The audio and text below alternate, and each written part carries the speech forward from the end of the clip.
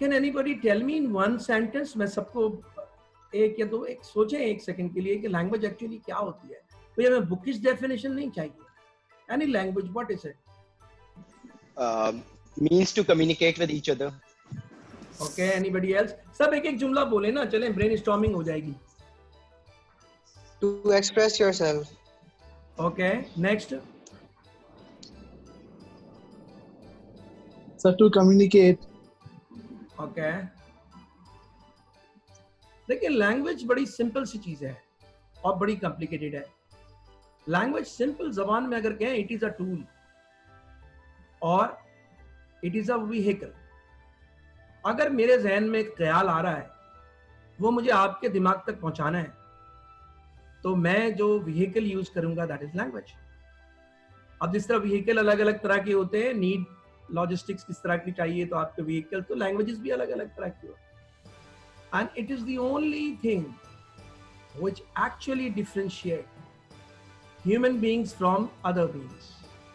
Most of higher beings को छोड़ दें, इंसान के अलावा जिन्नात और फरिश्ते, बाकी जो जानवर हैं उनकी बात कर रहा हूं मैं। जानवर भी कम्युनिकेट करते हैं मगर बड़ी लिमिटेड पैराए में, उनके खास लगे बंधे फ्रेजेस और साउंड्स होती हैं जो उनके बाप दादा भी निकालते आए थे थाउजेंड्स ऑफ इयर्स में, और आज भी कोई इसमें डेवलपमेंट की जरूरत नहीं है। हमारे पास केस डिफरेंट है। गारों में हमारे वालिदैन हाउ हू करते थे, उसके बाद करते कराते लैंग्वेज डेवलप हुई, टाइप्स लैंग्वेजेस की बनी है। बड़ा इंटरेस्टिंग टॉपिक है, मगर हम अपनी फोकस करते हुए बात को आगे बढ़ेंगे, उतनी बात करेंगे ताकि हमें कंसेप्ट डेवलप करके असल टॉपिक पे आने में मदद मिले।